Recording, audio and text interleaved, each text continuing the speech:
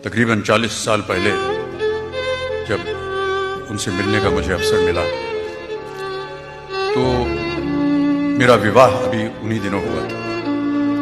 तो उन्होंने फोन किया कि तुम्हारा विवाह हो गया है, मैं तुम्हारी पत्नी से मिलना चाहता हूं, तुम घर आओ। तो मैं मातुश्री गया जया को लेकर, और आई ने जिस तरह से जया का वहां पर स्वागत किया अपने घर में, वो ऐसा स्वागत था जैसे आई अपनी स्वयं बहू का स्वागत कर रही हो अपने घर में। उस दिन से मैंने मान लिया कि बाला साहब जो हैं वो मेरे पिता समान हैं, बुजुर्ग हैं, और मेरा संबंध इनके साथ हमेशा पारिवारिक ही रहेगा। मेरे जीवन में कई बार ऐसी अवस्थाएं आई जहां पर बहुत सारे आरोप लगाए जाते थे मुझ पर, और हर बार जब ऐसा हो तो बाला साहब मुझे फोन करते थे और पूछते थे ये क्या है, ये सही है या गलत है, तुम आओ, मैं तुमसे बात करना चाहता हूं। तो एक ऐसा एक आरोप लगा था मेरे ऊपर और मेरे परिवार के ऊपर। तो उन्होंने मुझे बुलाया और कहा तुम बैठो मेरे सामने और मैं तुमसे एक प्रश्न पूछूंगा, तुम मुझे बताओ, सच सच बताओ, ये जो हो रहा है ये सही है या गलत है, और सच बोलना। मैंने कहा बाला साहब इसमें कोई तत्व नहीं है, बेकार है ये, तुम सच कह रहे हो कि नहीं?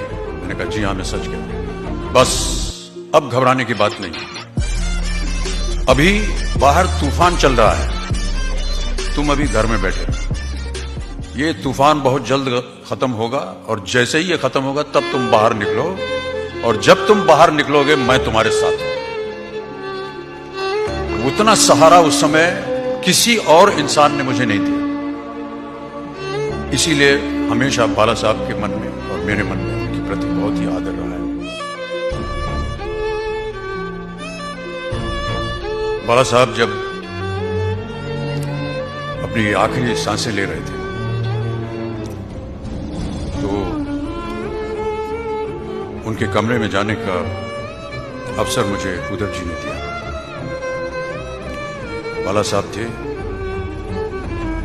उनके साथ एक कोई सहयोगी था, आदित्य थे और मैं था। एक इंसान को जिसको हमने इतना प्रबल देखा हो, आज शैया पे लेटा हुआ है और कुछ बोल नहीं पा रहा है, ये असह्य दृश्य था।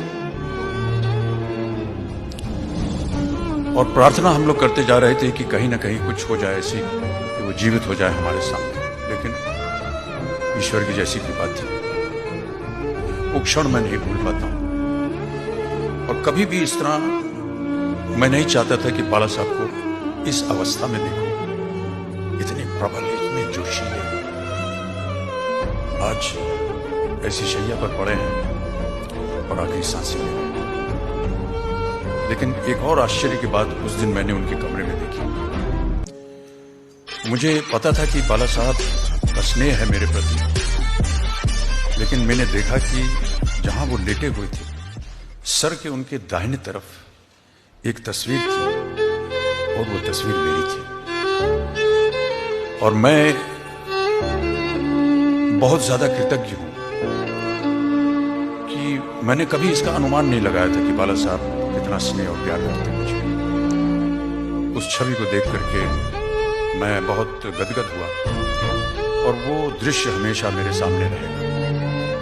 मैं प्रणाम करता हूं, चरण स्पर्श करता हूं, नमन करता हूं ऐसी शख्सियत को